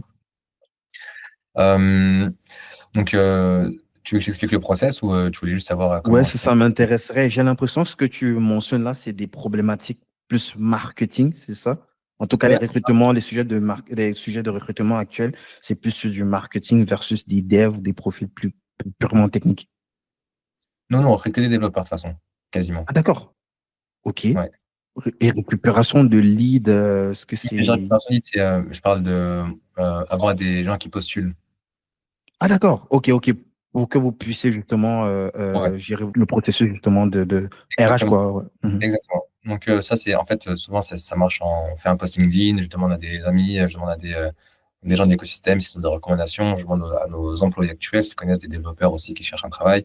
Mhm. Et même c'est du démarchage aussi, hein. On va à des salons, je rencontre des développeurs qui sont talentueux, qui sont dans des projets ou non, et je leur dis que le jour où ils sont libres, on peut discuter. Après, on reste en contact au fur et à mesure, et dès qu'on a des missions, on propose aux gens qu'on connaît. Mhm. S'ils sont freelance, on les accompagne en tant que freelance. S'ils sont disponibles, après, souvent, c'est même eux qui viennent à nous en nous disant voilà, j'ai quitté ma boîte, je cherche un travail, si vous êtes chaud, on peut discuter. Mhm. Euh, et en général, on recrute assez rapidement si on connaît la personne avant. Souvent, on travaille avec des freelances, avec des gens en freelance, ensuite on les prend en CDI, Mhm. ou bien c'est de la recommandation. Donc, le process, il est en plusieurs étapes. On récupère les informations des gens qu'on recrute, enfin qui ont postulé, on les fout dans une base de données, on Mhm. regarde un peu euh, les différentes réponses aux questions parce qu'on fournit un formulaire auquel ils doivent répondre pour entrer en plus ensuite dans notre base de données. On fait un premier call de découverte, on apprend à se connaître. S'ils sont dans la même ville que nous, on les voit en direct. Après, il y a un test technique. Après, il y a, c'est classique d'ailleurs, test technique ou bien soit on leur fournit un test qu'ils doivent remplir, soit c'est un test à l'oral. Après, fit avec l'équipe, c'est important pour nous que les gens s'apprécient. Donc, s'ils sont dans la même ville, on fait un déjeuner ensemble. Sinon, c'est un call, tout le monde se découvre un peu, tout le monde se parle. Si on voit que ça fit après et que tout le monde dans l'équipe valide, on recrute la personne. Et est-ce que tu as des red flags comme ça, des trucs, oh, ben là, no go, no fucking way. Des red flags. Ça dépend du poste sur lequel on recrute la personne. Euh, En général, c'est des red flags après qui sont assez techniques. Tu vois, par exemple, quand on recrute un développeur, si on voit qu'il n'est pas capable d'aller en profondeur dans ses réalisations, bon, c'est un peu un red flag. Parce que typiquement, Il y a des tests il y a plein upfront pour avant recrutement. pour ça, des questions suffisent. Ah. Parce que c'est comme tu sais, à l'école, tu as souvent des groupes de travail et il y en a souvent un qui fait jamais rien. Chez les développeurs, ça existe aussi. Tu as beaucoup de projets qui se font en équipe et donc c'est pas parce que tu travailles sur un projet que tu as fait beaucoup de travail dessus, tu vois. Donc souvent, il y en a qui viennent et qui disent ouais, j'ai travaillé sur ça, ça et ça. D'accord, mais Ils sont souvent très bons en meeting. Ils développent des trucs. voilà. Mais c'est possible qu'ils aient rien fait dans ce projet en question, tu vois. Et donc l'idée, c'est de souvent l'erreur que font les gens en recrutement, c'est qu'ils vont poser des questions sur ok, ton expérience, parle-moi de ton expérience. Donc, grand A, expérience A, ok, c'est cool. B, expérience B, on parlait de ça. Après, expérience C, machin. Maintenant, ça, c'est ce qu'on faisait au début et on a failli se faire avoir quelques fois. Euh, Ce qu'il faut faire, c'est plutôt, tu as l'expérience A, ok, tu me parles de ça. Maintenant, qu'est-ce que tu as fait dans cette expérience-là? Avec qui tu as travaillé? Une équipe de combien? Qu'est-ce que tu as fait? C'était quoi ton scope? Montre-nous un peu le code que tu as réalisé. Voilà, qu'est-ce que tu as fait? Qu'est-ce que tu aurais pu mieux faire là-dessus? Euh, et donc, tu vas vraiment C'est en bien ça. profondeur de ce qu'il a fait, jusqu'à un moment où, si le mec a rien fait sur le truc, il va te dire lui-même qu'il est nul, tu vois. Donc, si tu arrives à ça, là, le choix, il est facile. Tu me poses dans ces retranchements, quoi. Par contre, à l'inverse, si la personne est ultra carrée sur les réponses qu'elle te donne même des suggestions d'amélioration sur ce qu'elle a fait, des fois, tu peux faire des mauvais choix pendant que tu développes un produit, mais tu peux expliquer ce mauvais choix en disant j'avais des contraintes de temps. Si j'avais le temps, j'aurais fait ça comme ça. Donc là, tu te dis, OK, c'est une personne qui sait réfléchir, c'est une personne qui sait ce qu'elle fait. Et donc là, tu peux passer à l'étape suivante et aller plus en profondeur dans le travail. Mais en soi, c'est très dur de poser des questions qui te rendent compte. Si tu poses juste des questions techniques, tu ne sauras jamais exactement si la personne est bonne ou pas, même s'il y a des red flags assez rapidement. Mais voilà, il faut toujours aller vraiment en profondeur du travail réalisé et poser plein de questions, genre pourquoi tu as fait ça, pourquoi comme ça, pourquoi pas autrement, qu'est-ce que tu aurais fait autrement, si tu pouvais, qu'est-ce que tu améliorerais, ce genre de questions, quoi. Top. Est-ce que dans le process, vous intégrez un peu d'intelligence artificielle au... Dans le process de recrutement, Mhm. pas vraiment. Il y a de l'automatisation, oui, ça à fond, mais pas forcément d'intelligence artificielle. Par exemple, ce qu'on a mis en place, c'est on a un formulaire pour postuler. Mhm. Euh, une fois que le candidat postule, ça nous envoie un message sur Slack en disant quelqu'un a postulé avec les informations du postulant et les réponses à ces questions. On a un bouton sur lequel on peut cliquer pour aller voir plus d'informations et voir les Mhm. TV, donc CV, etc., si jamais il en a mis. Là où on peut mettre de l'intelligence artificielle, mais on n'en a pas eu besoin jusqu'à maintenant, ce serait d'avoir une IA qui va résumer un peu les informations de la personne. Bon, c'est pas très utile pour l'instant, donc on l'a pas fait. Mais par contre, on a automatisé le process. Ouais. Donc, ce qu'on a automatisé en plus de ça, ah si, il y a un peu d'IA quelque part. Ce qu'on a automatisé, c'est donc une fois que on est sur le logiciel dans lequel on a les informations du postulant, nous, on peut soit le faire passer à l'étape suivante, soit refuser la candidature. Dans les deux cas, il reçoit un mail. Si jamais on accepte la candidature, la personne reçoit un mail pour booker un call. Donc là, vas-y, on peut mettre un peu d'IA pour rédiger le texte, mais en fait, on n'a même pas besoin. On a juste mis un texte avec voilà, des placeholders où il y a le nom de la personne. Mhm. Donc, il reçoit un mail avec le fait de pouvoir booker un call. Une fois qu'il book un call, etc., là, le process est lancé. Autrement, si on refuse la candidature, bah, il reçoit aussi un mail automatiquement avec le refus et la raison du refus, quoi. Excellent. C'est vrai qu'on n'a pas beaucoup parlé de la partie un peu gambling, de ton rapport à la spéculation au long terme, au risque. Parce que c'est vrai que tu es beaucoup plus impliqué sur la partie technique, mais Mm. tu, tu t'es quand même exposé où tu peux être facilement tenté, tu vois, à mettre un petit peu toi-même une piste dans la machine. Tu as forcément investi un peu dans la DeFi, je vais parler des shitcoins, mais est-ce que c'est des trucs que tu fais toujours aujourd'hui? Si oui, comment est-ce que c'est ce que tu peux partager, bien sûr, comment est-ce que ça se passe pour toi ou c'est quelque chose que tu as offline?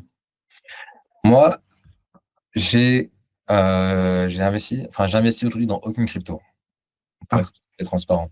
ok. Je l'ai fait un peu, j'ai investi un peu à droite à gauche, mais aujourd'hui, ça demande, en fait, ça demande trop de focus, que j'ai pas envie d'avoir une charge mentale sur les cryptos que j'achète, sur les tokens que j'ai, sur les investissements que je peux avoir et tout en crypto. Les cryptos qu'on va avoir, c'est les cryptos qu'on accepte de nos clients seulement. Donc, comme j'ai dit au début, on accepte des paiements avec des bagues de crypto. Donc, et, euh, et ça, c'est les seuls aujourd'hui que j'accepte. Sinon, le reste, je touche pas trop. J'ai pas vraiment le temps de me focus là-dessus. Et puis, c'est une compétence que j'ai pas trop.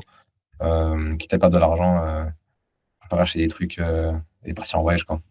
Mhm, Parce que bon, le côté casino, moi, j'y touche pas vraiment. Je suis plus, si j'achète de la crypto, ce sera plus du Bitcoin, quoi.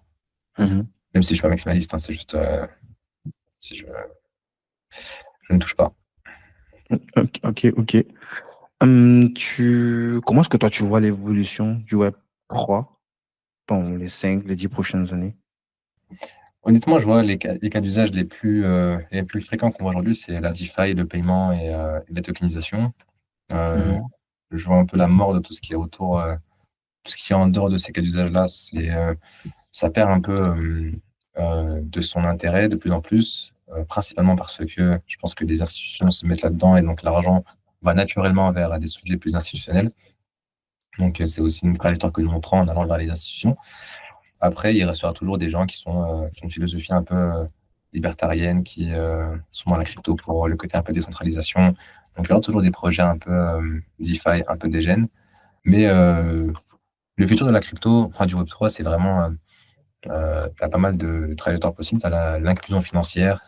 Donc, c'est un peu ce que visent des projets de DeFi comme Morpho, comme Pendle et autres, euh, qui veulent mettre toute la finance on-chain, du moins une grande mhm, partie. Après, tu as, ouais, t'as les paiements, etc. Mais en dehors de ça, je vois un peu une descente aujourd'hui du Web3. Peut-être que je me trompe, mais il y a une part d'intérêt quand même assez générale.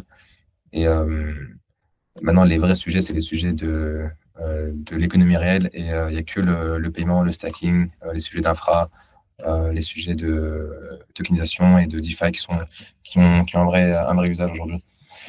Peut-être qu'on verra d'autres traits d'usage qui vont se révéler, c'est possible. Mais aujourd'hui, c'est plutôt ça la direction. Si tu devais recommencer de zéro demain, tu ferais quoi différemment par rapport à tout ce que tu as expérimenté à date? Sur quel truc est-ce que tu sauterais? Comment est-ce que tu l'exécuterais? On part du principe que tu as tout ce que tu as comme connaissance aujourd'hui. On revient, disons, 6 ans, 7 ans en arrière. Waouh. Je sais pas si je ferais différemment. Euh, avec les connaissances que j'ai, donc avec Ouais. l'expérience que Si tu veux, j'ai. si tu veux, je le prends autrement. Tu as toutes les connaissances que tu as là et tu dois Ouais. débuter aujourd'hui. Qu'est-ce que tu dois débuter professionnellement, en tout cas, qu'est-ce que tu ferais? Déjà, dans quelle industrie? Et peut-être, si tu peux être plus précis sur le segment de l'industrie sur lequel tu accélérerais. Bah, il y a le segment de l'IA, évidemment, qui est très intéressant. Mais c'est une direction qu'on prend aussi. Donc, au final, qu'est-ce que je ferais? Bah, je le fais Est-ce déjà. que tu le fais? Donc, au fond, non, je ferais ce que je fais là actuellement. C'est-à-dire, euh, je proposerais des services dans. En fait, la manière la plus simple de faire un business, c'est de proposer un service, c'est de le vendre et de faire un service de grande qualité. Et là, aujourd'hui, Ce qui est le vent en poupe, c'est lié à les automatisations. Pourquoi? Parce que on manque d'efficacité dans les boîtes et c'est pas une question de remplacer les gens, c'est une question de rendre leur travail plus efficace et donc nous, c'est ce qu'on apporte et honnêtement, hem, pour des gens qui ont des connaissances business et qui savent comment une organisation fonctionne, je trouve que le meilleur placement aujourd'hui, en tout cas le meilleur, positionnement aujourd'hui, c'est d'aider les gens à mieux organiser leur structure et gagner du temps et ça, faire ça à l'échelle, ça peut avoir un impact énorme et après, bon ça c'est uniquement, je parle de mon point de vue puisque moi je sais faire une agence. Enfin, avec mon associé Adam, on a quand même bien craqué le truc. Ça fait 5 ans qu'on le fait donc on maîtrise bien le sujet. Hem, donc on essaye de vraiment bénéficier au maximum de notre expertise, dans le monde du service pour proposer des services différents avec d'autres agences et monter des agences, tu vois? Mhm. Donc si je vais tout refaire là tout de suite, franchement, avec la connaissance que j'ai, et ce qu'on a pu accumuler en expérience dans le monde des agences, on referait une agence et on irait le plus vite possible et je pense que, bah, on voit déjà la trajectoire que prend Avros, ça va déjà beaucoup plus vite que le début d'Avicenne parce que l'inertie est pas la même et on fait pas les erreurs qu'on faisait au début, quoi. Yes. Parlons-en, vu qu'on est sur Averroes. Donc, c'est quoi la transition? Pourquoi Averroes? Et puis, comment cette idée est née? Ouais, J'imagine que vous avez autre chose à foutre quand même avec ABC. Si vous avez assez de boulot comme ça avec l'autre agent. Qu'est-ce que vous avez à rajouter encore une autre brique, une autre entreprise, une autre agence? Il faudra gérer du personnel, de la bande passante, du service. Ça veut dire qu'il faudra écouter les clients. Ils viennent avec des problématiques. Donc, pourquoi vous avez lancé ça? Qu'est-ce qui s'est passé en fait? déjà, ça fait du bien de voir autre chose, déjà, heu et nous, notre objectif depuis longtemps avec Avicenne, c'est de faire un groupe d'agences, un groupe d'agences qui soit complémentaire et un groupe d'agences dans la tech, principalement. Ça fait 1 an maintenant, 1 an et demi qu'on automatise tout ce qu'on fait chez Avicenne et donc qu'on voit l'efficacité que ça peut avoir d'automatiser ces process. Et on voit aussi la galère que c'est, lorsque les process sont pas respectés. Donc on s'est rendu compte qu'il faut avoir des process déjà bien quali et ensuite les automatiser et là, tu vois que tu peux aller extrêmement vite et on a commencé à en parler autour de nous, hem et là, on a vu qu'il y avait vraiment un besoin énorme parce que toutes les boîtes à qui on parlait, c'était des boîtes qui nous disaient, qui voyaient vraiment l'intérêt de ce qu'on faisait, qui demandaient des conseils même là-dessus et donc c'est venu assez naturellement de se dire, il y a un besoin, il y a un marché, aujourd'hui, c'est un marché qui est en expansion et bien, faisons une boîte, quoi. Faisons une agence, une nouvelle agence d'automatisation et on va aider les gens à automatiser leurs process. Là, ce qu'on voit aujourd'hui, c'est qu'il y a beaucoup de prestataires qui sont un peu fragmentés, indépendants à droite à gauche, mais il y a pas de vraie boîte, vraie agence, en tout cas, j'en connais pas aujourd'hui, qui est vraiment forte et qui propose ces services-là, qui est vraiment leader sur le marché. Bon, après, c'est un marché qui est énorme, donc il y a de la place pour tout le monde, mais on voit qu'il y a un manque de structuration, tu vois? Et surtout, on voit que les gens qui proposent ces services-là, ce sont pas forcément des gens qui ont une expérience business préalable, donc ils comprennent pas forcément, qui ont pas forcément la capacité de se mettre, Les, les enjeux, les vrais enjeux. exactement. Et ils ont pas forcément la capacité de se mettre au niveau et d'avoir le point de vue du fondateur de la boîte avec qui ils parlent, parce qu'ils ont pas vécu les mêmes problématiques. Et donc, on a vu qu'on avait un avantage concurrentiel par rapport à ça et en plus, on arrive avec une approche, un peu, nouvelle, inédite avec, une explication, et la vision de voir une boîte comme un algorithme. Donc, ce que tu as vu sur, la vidéo d'Adam. Ouais, Hem, le lien en description pour ceux que ça intéresse et une présentation beaucoup plus détaillée de ce que tu vas exposer. Je le recommande à toute personne, même si vous n'êtes pas prêt, regardez cette présentation-là. Je sais pas comment tu l'as décrit, c'est quoi, une master? En tout cas, c'est une vidéo de présentation. Ouais. ouais, c'est ça. Je le recommande à tout le monde. Ça, même si tu débutes ta boîte, ça te permet déjà de penser upfront comment est-ce que tu peux structurer les choses avant de te faire accompagner beaucoup plus tard. Là, tu auras déjà une structure, ça sera beaucoup plus simple qu'on puisse t'accompagner. Ouais, je t'ai coupé, mais c'était pour vraiment inciter les gens à aller regarder ça. Moi, ça m'a mindfuck de cerveau, quoi. Ouais, bah, merci beaucoup. C'est vrai que Adam est très chaud là-dessus. Là, c'est un peu un génie de l'organisation. Et donc, en parlant avec des boîtes, on a vu qu'il y avait un vrai besoin. Et là, on s'est dit, c'est évident, il faut lancer ce truc-là. Et ça rentre en fait dans le cadre de notre ambition de faire un groupe d'agence, quoi. Aujourd'hui, à Vicenne, ça tourne. Ça demande quand même pas mal d'efforts toujours. Mais on commence à déléguer de plus en plus. Et on a remarqué qu'avoir une nouvelle boîte, ça donne encore plus de force à Avicenne parce que il y a des synergies possibles entre les deux structures. Et puis voilà. Donc, non, c'était vraiment une. C'est vrai qu'on a beaucoup de travail déjà avec Avicenne, mais euh, ce serait dommage de passer à côté de ça. Et surtout, en fait, c'est agréable aussi de passer sur un autre sujet. Ne pas faire que du Web3 parce que le Web3, c'est quand même un écosystème qui est assez risqué. Mine de rien, c'est très fluctuant, de moins en moins, mais quand même. Et là, parler avec des boîtes de l'économie classique, on va dire, Mhm. ça fait du bien aussi. Yes. Et comment vous avez théorisé ça, de penser sa boîte comme un algorithme? Et puis, si peut-être tu peux me donner plus de détails sur comment est-ce que vous accompagnez les boîtes qui aimeraient justement mieux se structurer, automatiser, ce qu'il y a lieu d'automatiser, parce que, comme tu le dis, ton partenaire le dit dans la vidéo de présentation, c'est pas tout qui est automatisable. Il faut automatiser des éléments qui ont besoin d'être automatisés parce qu'il y a une valeur ajoutée à automatiser cela et il va y avoir des éléments où ben justement la valeur ajoutée, c'est justement de ne pas automatiser puisque c'est là que on va pouvoir maximiser la lifetime value, le fait que le client y reste et qu'il continue peut-être d'utiliser notre produit ou notre service. Ouais. Donc, comme tu dis, il y a des éléments qui ne sont pas automatisables, ou du moins qui seraient contre-productifs d'automatiser.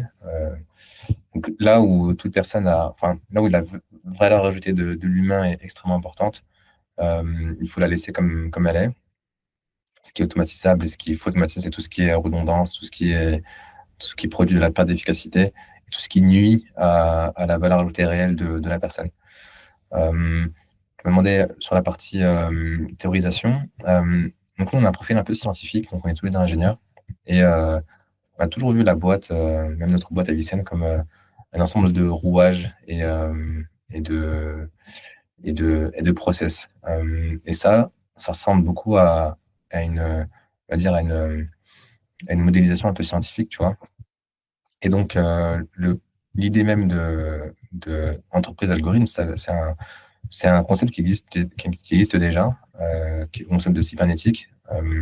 Ouais, je me rappelle, en plus, il m'a fait acheter le bouquin de Ah Norbert ouais, Wiener. Ouais, j'ai acheté le bouquin quand j'ai regardé le. Je sais pas où j'ai vu.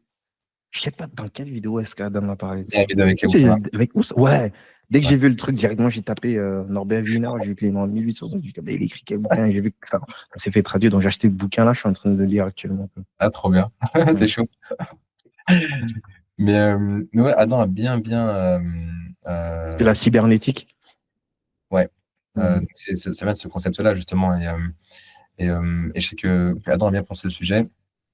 Donc, on avait cette idée-là, en tout cas, Adam avait cette idée-là avant de connaître le livre.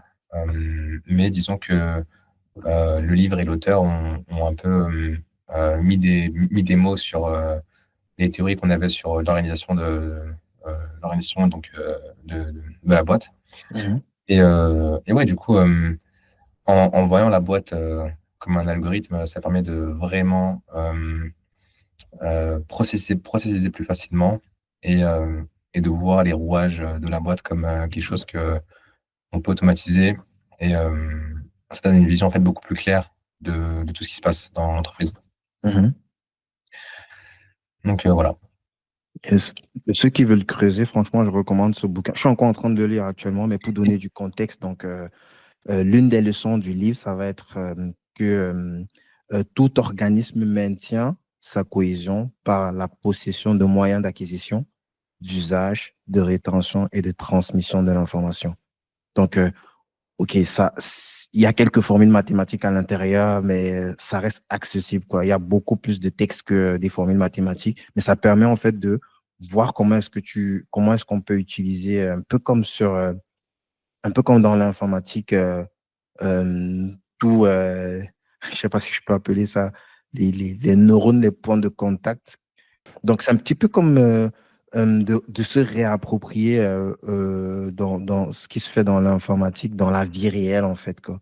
Donc, je pense que ça peut être une approche, je sais pas si ça peut être accessible à tout le monde. Parce que moi, j'ai commencé, il y a quand même beaucoup de formules mathématiques à l'intérieur, mais ça permet quand même de donner un petit peu un modèle mental sur comment est-ce que, à partir de ce qui se fait dans l'informatique, comment est-ce qu'on peut processiser sa propre organisation en utilisant ces mêmes chemins neuronaux de l'informatique. Je sais pas si ça a du sens ce que je dis, quoi. Ouais, non, mais c'est à peu près ça, exactement. Yes. Bref, creuser ça. Norbert Wiener, euh, la cybernétique, super bouquin. Donc, c'est un mathématicien américain, donc un des pères de la théorie de l'information, de l'informatique, de la théorie des mathématiques, de l'électronique, des communications et de l'automatique. Donc, il y a tout. Tout ce qu'il faut pour bien travailler. Yes, super. Donc, et maintenant, on a un petit peu teasé ça en début d'entrevue, mais ça va être quoi les profils les plus intéressants pour vous, vraiment le client type? Le client type pour Avros? Ouais.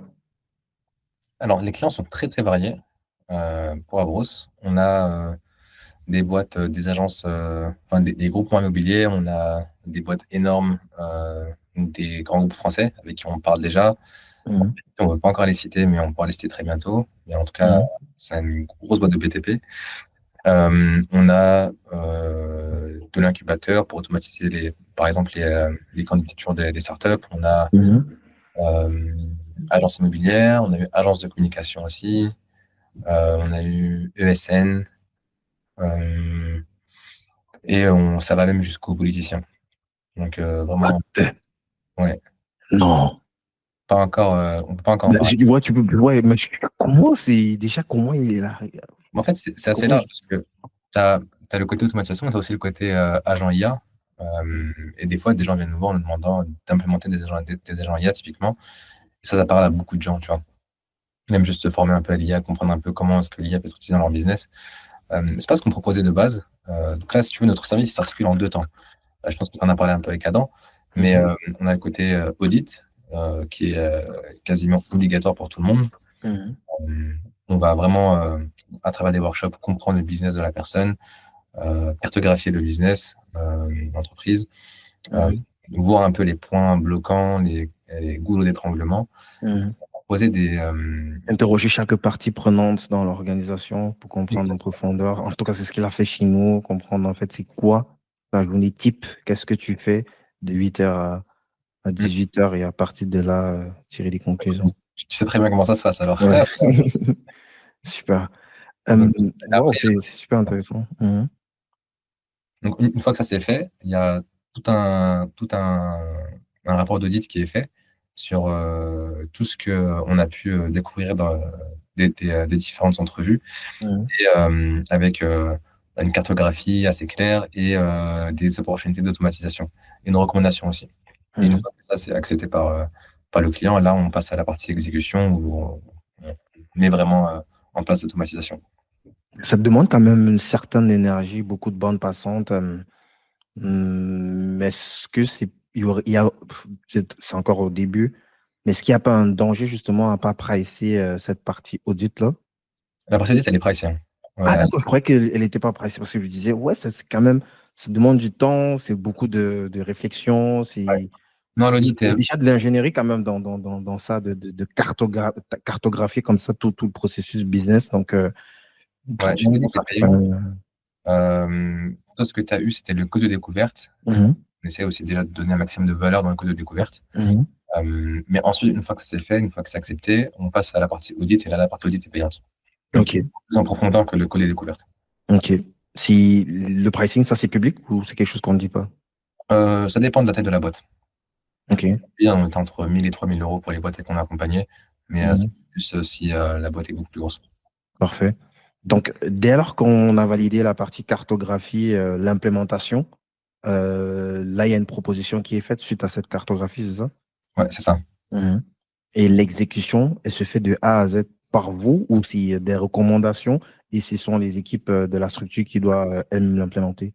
Non, c'est nous qui faisons tout. Ok. Mm. C'est du clé en main ou on doit toujours faire appel à vous s'il y a des updates à faire? Les deux sont possibles. Là, on a eu les deux en vérité. On a eu du client en main, beaucoup. En général, c'est ce que les gens aiment bien ça. Ou Mhm. bien, les structures sont vouées à évoluer avec le temps. Donc, des fois, en fonction de l'évolution de l'activité, les process changent. Donc, Mhm. les sessions doivent suivre en fait la durée de vie de l'entreprise et les évolutions de la boîte. Et donc, C'est hybride, quoi. comment, pardon? Hybride, quoi. Genre, ok, Ouais, vous donc, avez. si le client veut, nous, on peut rester euh, et proposer améliorer l'automatisation et la faire évoluer au fur et à mesure que la boîte évolue, quoi.